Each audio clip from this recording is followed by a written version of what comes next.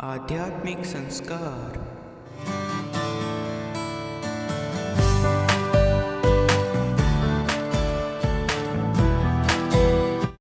About Almighty Krishna's Bani.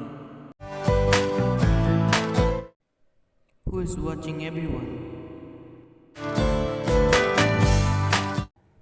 आध्यात्मिक संस्कार, आध्यात्म के ओर कदम। गीता ज्ञान।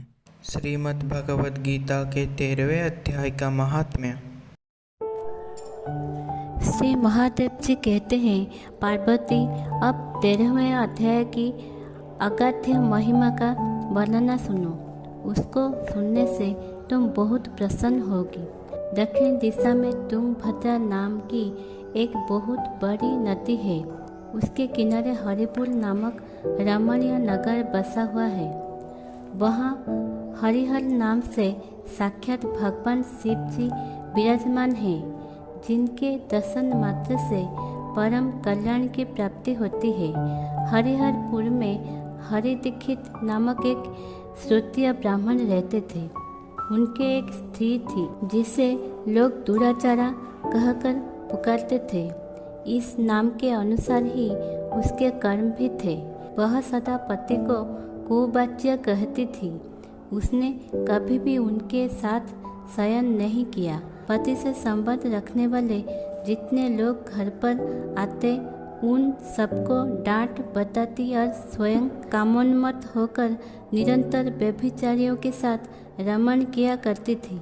एक दिन नगर को इधर उधर आते जाते हुए पुरवासियों से भरा देख उसने निर्जन एवं दुर्गम वन में अपने लिए संकेत स्थान बना लिया।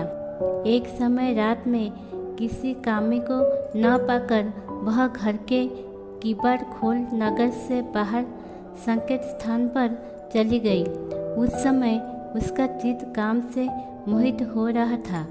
वह एक एक कुंजों में तथा प्रत्येक वृक्ष के नीचे जा जाकर किसी प्रियतम की खोज करने लगी, किंतु उन सभी स्थानों पर उसका परिश्रम व्यर्थ गया। उसे प्रियतम का दर्शन नहीं हुआ। तब वह उस वन में नाना प्रकार की बातें कहकर विलाप करने लगी। चारों दिशाओं में घूम घूम कर वियोग जनित विलाप करती हुई उस स्त्री की आवाज़ सुनकर कोई सोया हुआ बाघ जाग उठा और उछलकर उस स्थान पर पहुंचा जहां वह रो रही थी। उधर वह भी उसे आते देख किसी प्रेमी की आशंका से उसके सामने खड़ी होने के लिए ओट से बाहर निकल आई। उस समय व्याघ्र ने आकर उसे नखरूपी बाणों के प्रहार से पृथ्वी पर गिरा दिया। इस अवस्था में भी वह कठोर वाणी में चिल्लाती हुई पूछ बैठी, अरे बाघ, तू किस लिए मुझे मारने को यहाँ आया है? पहले इन सारी बातों को बता दे, फिर मुझे मारना।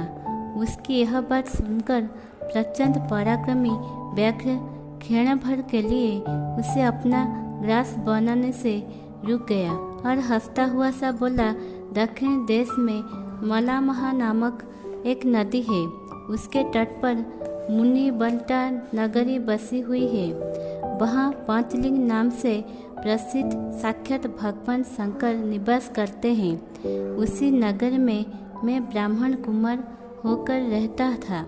नदी के किनारे अकेला बैठा रहता और जो यज्ञ के अधिकारी नहीं है, धन के लोभ से मैं सदा अपने वेद पाठ के फलों को भी बेचा करता था। मेरा लोभ यहाँ के बढ़ गया था कि अन्य भिक्षुओं की गालियाँ देकर हटा देता और स्वयं दूसरों को नहीं देने योग्य धन भी बिना दिए ही हमेशा ले लिया करता था।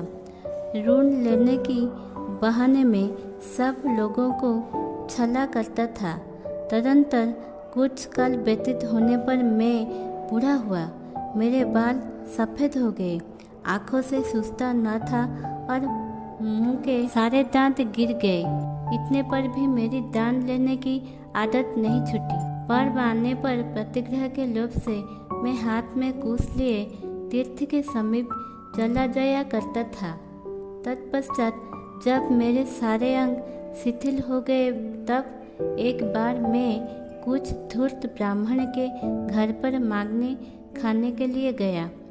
उसी समय मेरे पैर में कुत्ते ने काट लिया। तब मैं मूर्छित होकर क्षण भर में पृथ्वी पर गिर पड़ा। मेरे प्राण निकल गए। उसके बाद मैं इसी व्याघ्र योनि में उत्पन्न हुआ। तब से इस दुर्गम वन में रहता हूँ तथा अपने पूर्व पापों को याद करके कभी धर्मिष्ठ महात्मा, यति, साधु पुरुष तथा सती स्त्रियों को मैं नहीं खाता। पापी, दुराचारी तथा उल्टा स्त्रियों को ही मैं अपना भक्ष्य बनाता हूँ। अतः उल्टा होने के कारण तू अवश्य ही मेरा ग्रास बनेगी। यूँ कहकर वह अपने कठोर नखों से उसके शरीर के टुकड़े टुकड़े करके खा गया। इसके बाद यमराज के दूत उस पापिनी को संयमनीपुरी में ले गए। वहाँ यमराज की आज्ञा से उन्होंने अनेकों बार उसे विष्ठा, मूत्र और रक्त से भरे हुए भयानक कुंडों में गिराया। करोड़ों कल्पों तक उसमें रखने के बाद उसे वहाँ से ले आकर 100 मनोत्तरों तक सौरभ नरक में रखा। फिर चारों ओर मुँह करके दिन भाव से रोती हुई उस पापिनी को वहाँ से खींचकर दहनानंद नामक नरक में गिराया। उस समय उसके केस खुले हुए थे और शरीर भयानक दिखाई देता था। इस प्रकार घोर नरक या यातना भोग चुकने पर वह महापापिनी इस लोक में आकर चांडाल योनि में उत्पन्न हुई। चांडाल के घर में भी प्रतिदिन बढ़ती हुई वह पूर्व जन्म के अभ्यास से पूर्ववत पापों में प्रवृत्त रही। फिर उससे कोढ़ और राजय क्षमा का रोग हो गया। नेत्रों में पीड़ा होने लगी। फिर कुछ काल के पश्चात वह पुनः अपने निवास स्थान को गई। यहाँ भगवान शिव के अंतपुर की स्वामिनी जम्बका देवी विराजमान है।